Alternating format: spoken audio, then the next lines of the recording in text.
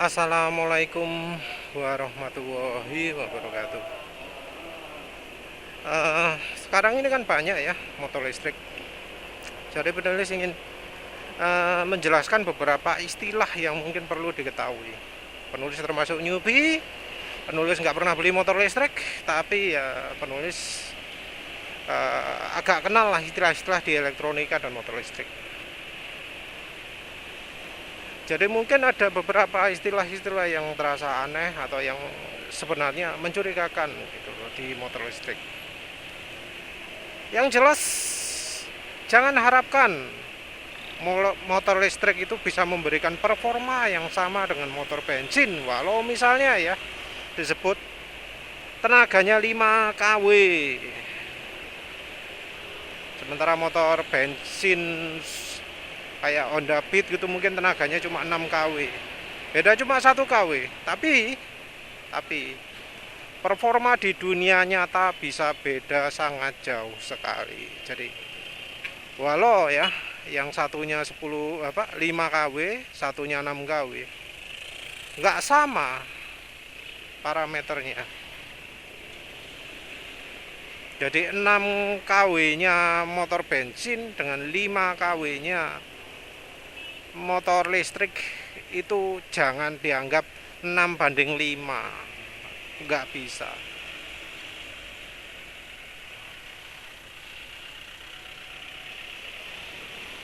Nggak sama ya standarnya.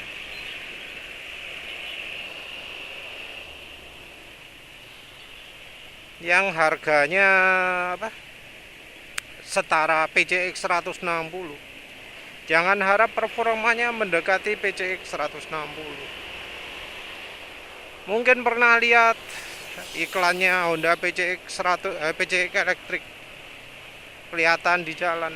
Jangan dianggap sama dengan yang PCX 160 atau PCX 150. Model sama tapi performa beda jauh.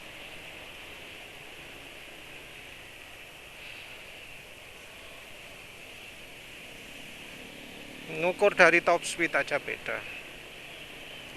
Soal top speed ini juga perlu diperhatikan. Ada istilahnya burst top speed, ada yang sustainable top speed.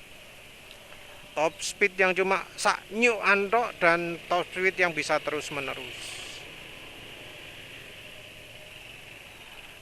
Motor listrik yang pakai tenaga listrik itu nggak bisa disamakan dengan motor bensin.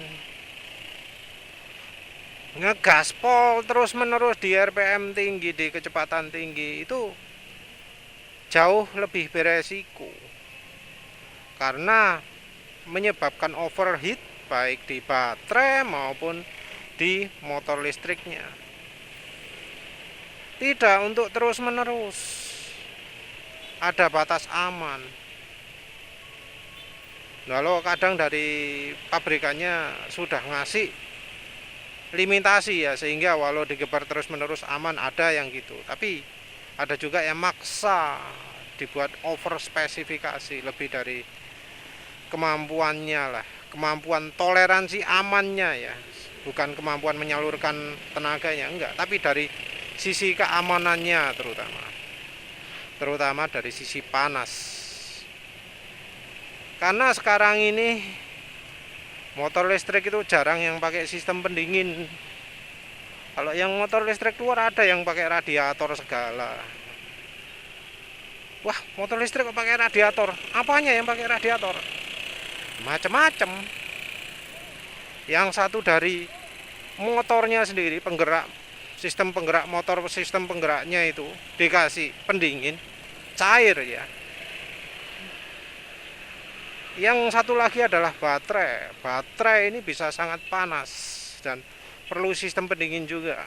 Kalau yang serius dikasih eh, pendingin cairan juga. Gak konslet. Ya caranya ya, ada caranya. Karena suhu itu merupakan suatu hal yang sangat kritis, sangat penting bagi motor listrik.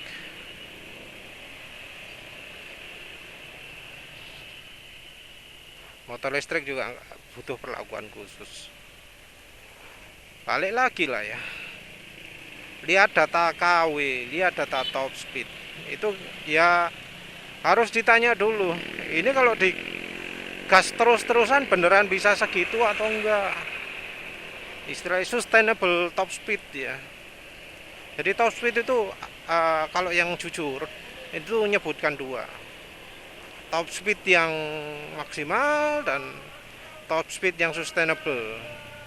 Lihat yang top speed sustainable-nya, karena yang biasanya dimaksud top speed itu adalah top speed yang bisa dicapai terus menerus.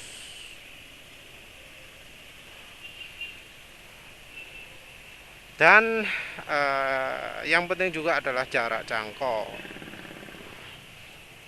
Jarak jangkau ini juga ada syarat dan ketentuan berlakunya, ada catatannya. Jangan dipikir jalan kecepatan top speed itu bisa dapat angka segitu ya. Kemungkinan malah separuhnya atau bahkan sepertiga atau seperempatnya ya, tergantung dari teknologi yang dipakai atau makso atau tidaknya pabriknya.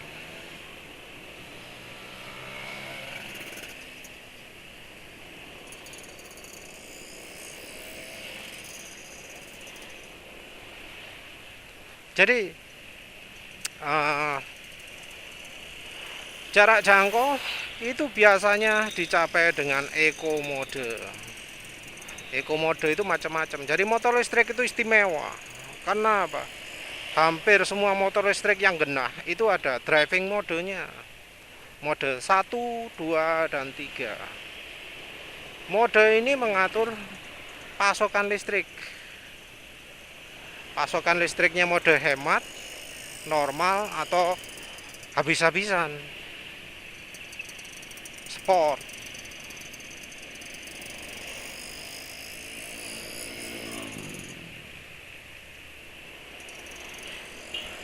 Nah, yang mode jarak jangkaunya ya, yang biasa sering disebutkan jarak 50 km, itu adalah eco riding di mode eco.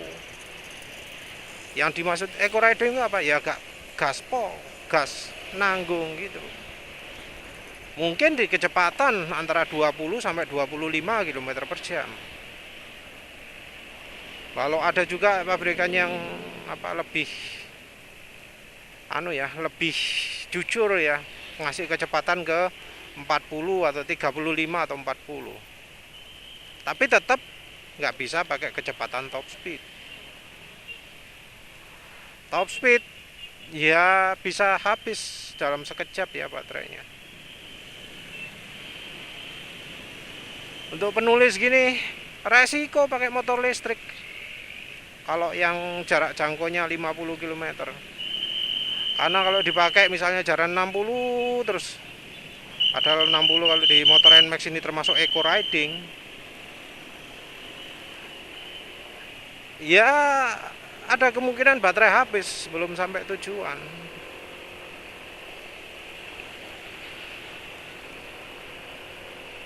Dan sayangnya ya, memang ada caranya nambah jarak jangkau, tapi ya itu tadi soal harga. Ada ya yang ngomong motornya harga 24 juta. Kalau untuk yang motor jarak jangkau, kalau pingin jarak jangkaunya bisa 100 km, harus beli baterai yang 10 juta. Ada yang ngomong gitu. Itulah wis jadi 34 juta. Setara ya, lebih mahal daripada PCX 160 ya.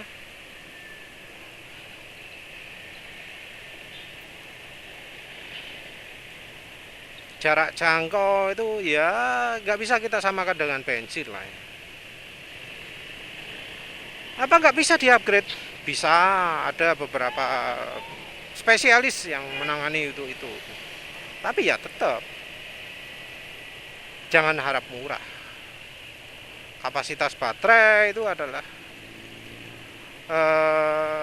ya hitungannya kWh ya. Jadi ada yang KWH, ada yang apa ya, oh ya semua rata-rata pakai KWH sih, nggak ada yang pakai satuan lain. Ada yang nyebutnya berapa volt sekian Ah. Nah kalau sudah gitu dikalikan aja lah gampangannya ya, gampangannya dikalikan aja. Jadi misalnya 60 volt berapa, 20 Ah, tinggal 20 kali 6, 1200. Mbuh lah piro, iya 1200 ya. Maaf kalau lagi berkendara gini, hitung-hitungan agak tumpul ya, ya tumpul gitu aja susah ya, gak cocok jadi pembalap. Kalau soalnya pembalap itu was pakai hitung-hitungan macam, gak butuh insting tok ya. Ya instingnya juga belum tentu sip ini.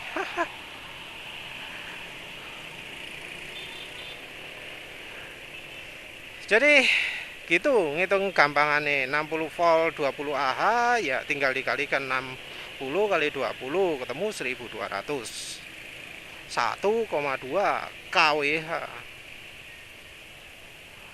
1200 watt hour, 1,2 kWh.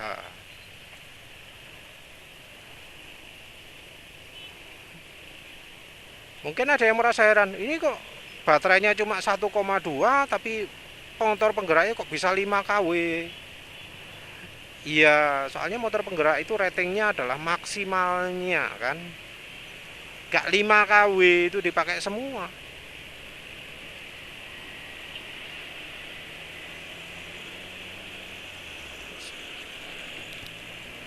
Jadi ya ada istilahnya power management, makanya itu apa, controllernya itu penting.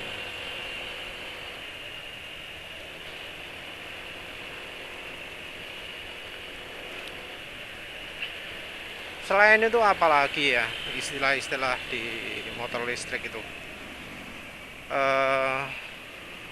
oh ya voltnya itu, mengapa voltnya gede ya, voltnya motor listrik gede ya, karena untuk bisa menyalurkan listrik dengan baik itu voltase tinggi itu lebih efisien. Kalau pakai voltase rendah misalnya 12 volt, maka kabelnya harus gede sekali karena daya yang disalurkan itu besar. Oleh karena itu butuh voltase yang lebih tinggi. Ya resikonya memang jadi berbahaya. Jadi apa jenenge?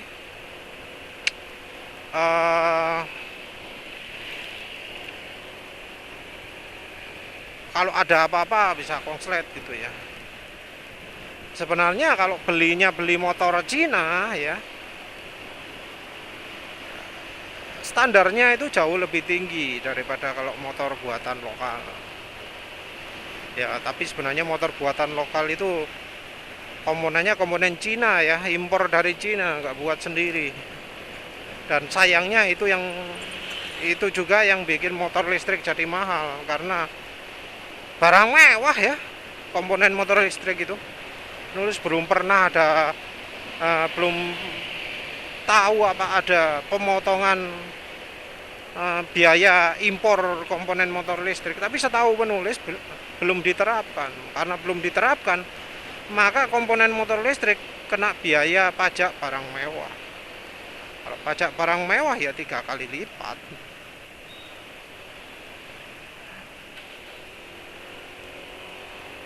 Rasanya lebih murah beli motor listrik impor langsung dari Cina.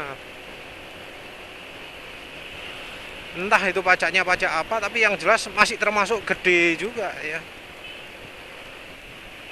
Motor yang harganya apa, 6 juta masuk sini 12.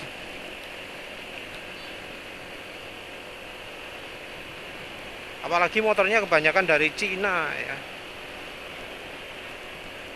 Yang V6 pun sama saja sebenarnya, karena yang V6 itu juga motor pakai komponen motor Cina juga, sehingga harganya ya jatuhnya hampir sama, impor.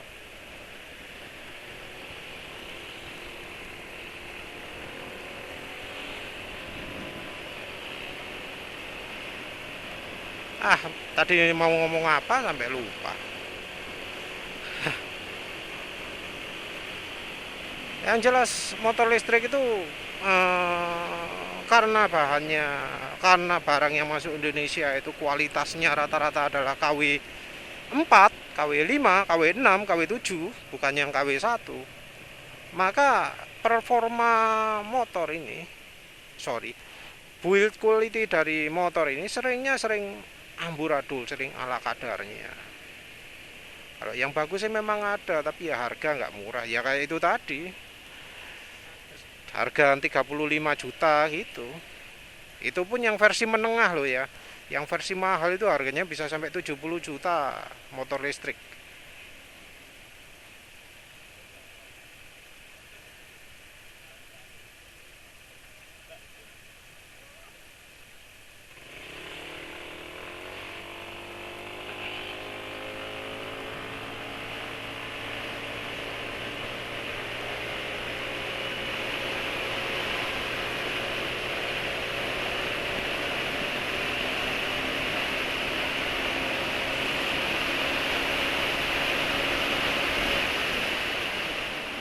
Nah, maaf ya 0100 sudah beberapa hari ini gagal terus. Yang tadi itu kelihatan banter. Dan ini jadi bukti bahwa kalau pakai mesran super, tenaga mesin balik loh ya. Penulis nggak ngapa-ngapain motor ini. Bensin cuma masih V-power yang bikin tenaga berkurang. Cuma terakhir penulis sisi Pertamax 25.000. Hampir separuh lah. Hampir ya sepertiga lah.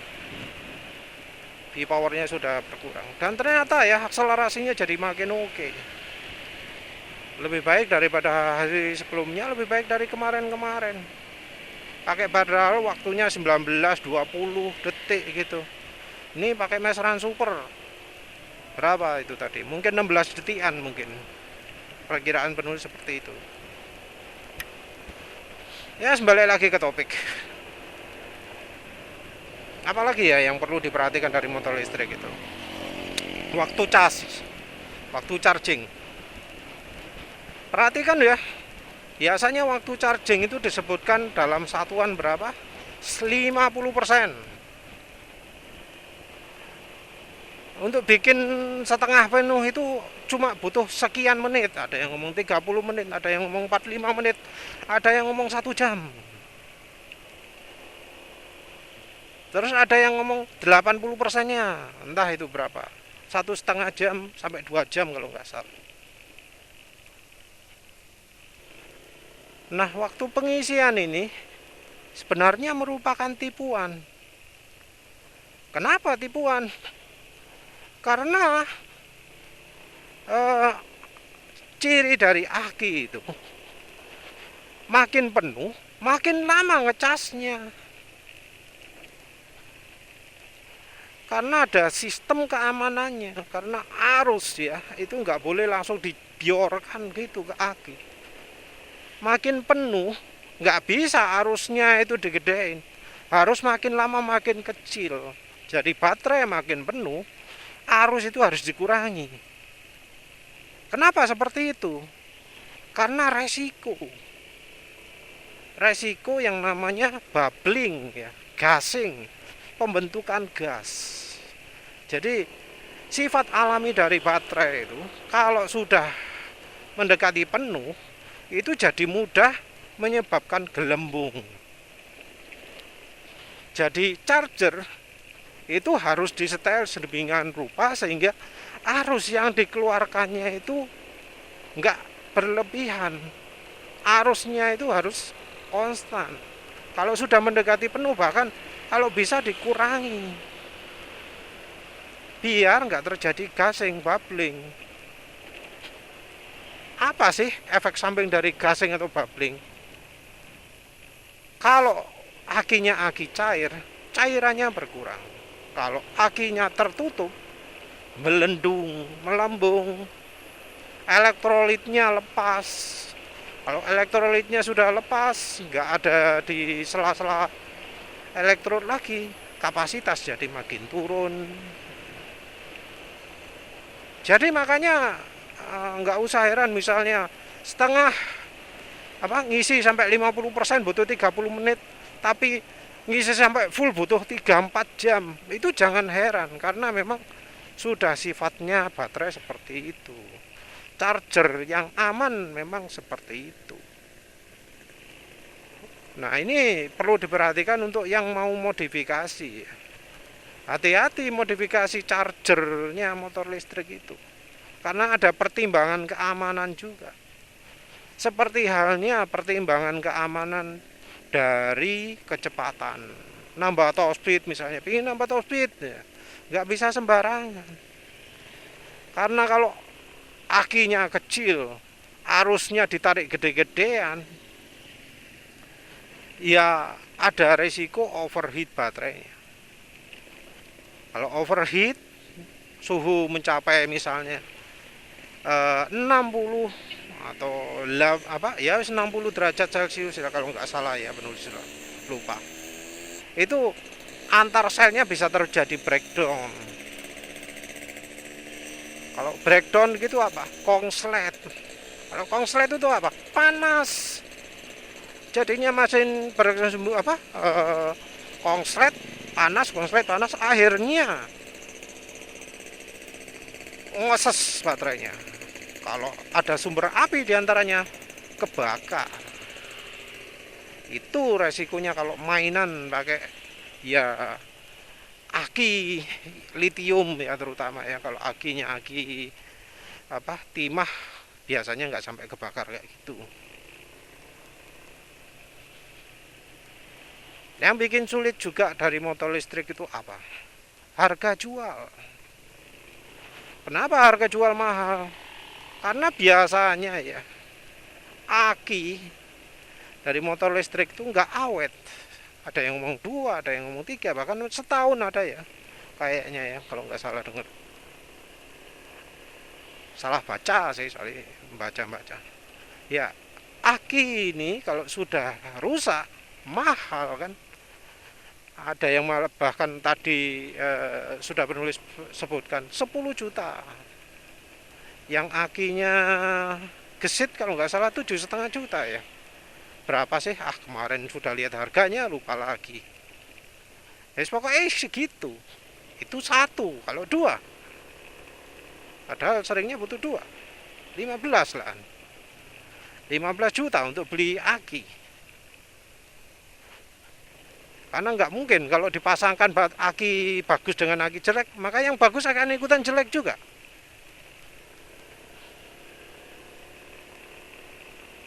Ya ini yang bikin mahal.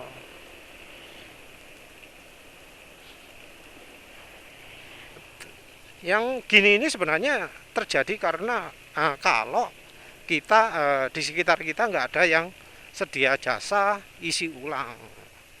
Nah, kalau ada jasa isi ulang, maka resiko baterai tekor, baterai pada luar sah itu sudah nggak ada di tangan konsumen, tapi di penyedia jasa isi ulang baterai. Makanya itu karena tempat isi ulang kayaknya masih sedikit. Begitu akinya motor sudah soak, biasanya nggak dipakai lagi, dianggur karena ya emang mahal ya. Daripada gitu beli motor bekas 7,5 juta itu wes dapat motor bekas yang bagus itu wes. 4 juta sudah dapat Suzuki ya. Suzuki 125 cc. Terima kasih sudah menonton. Assalamualaikum warahmatullahi wabarakatuh.